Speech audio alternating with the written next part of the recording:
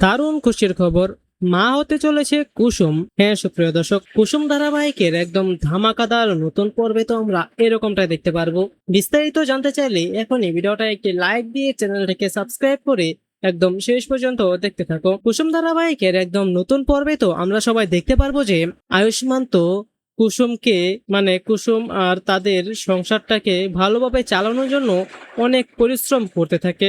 সে delivery boy পর্যন্ত হয়ে যায়, কিন্তু ডেলিভারি বয় চাকরিটা না থাকায় সে শেষ পর্যন্ত ড্রাইভার হওয়ার সিদ্ধান্ত নেয়।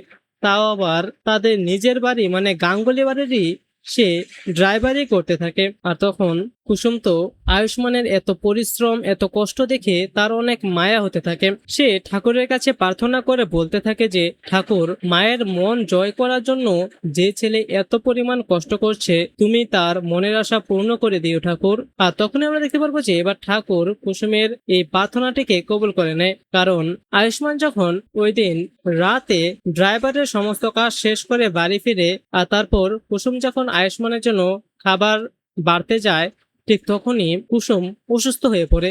সে বমি করতে থাকে আর তখন আয়ুষ্মান ছুটে এসে কুসুমকে ধরে আর তারপর বলতে থাকে যে কুসুম, কি হয়েছে তোমার? আর আমরা দেখতে পাই যে কুসুম কোনো কথাই বলতে পারে না। সে আরো বেশি বমি করতে থাকে এবং তখনই হঠাৎ করে অজ্ঞান হয়ে যায়। আর তখন এটা দেখে তো আয়ুষ্মান অনেক ভয় পেয়ে যায়। আর আয়ুষ্মান সাথে সাথে তখন ডক্টরকে কল দেয়। আর তারপর ডক্টর কুসুমদের বাড়িতে চলে আসে। আর তারপর সেখানে তো সবাই চলে এসেছিল, এমনকি ইন্দ্রাণী গাঙ্গুলিও, রাজ, অনুশ্রী, ঈশান সবাই। আর তারপর ডক্টর কুসুমের চেক আপ করে এবং কুসুমের চেক আপ করার পরে ডক্টর আয়ুষ্মানের কাছে গিয়ে আয়ুষ্মানকে বলতে থাকে যে কনগ্রাচুলেশনস, আপনি তো বাবা হতে চলেছেন। আর তখন এই কথা শোনা মাত্রই তো ঈশান, অনুশ্রী, রাজ সবাই তো আনন্দে লাফাতে থাকে।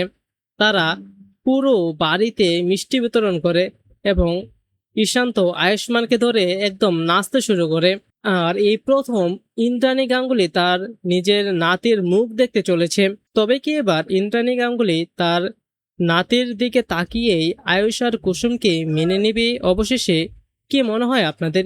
এবং আপনারাও চান তো যে ইন্দ্রাণী গাঙ্গুলি আয়ুষ আর কুসুমকে মেনে নেক? তো আপনারাও যদি এরকমটাই চেয়ে থাকেন তাহলে সেটা নিচে কমেন্টে জানিয়ে দেন। এবং আপনাদের কেমন লাগলো কুসুমের প্রেগনেন্টের খবরটি শুনে? যদি ভালো লেগে থাকে তাহলে এখনই ভিডিওটা একটি লাইক দিয়ে দিন। ধন্যবাদ সবাইকে।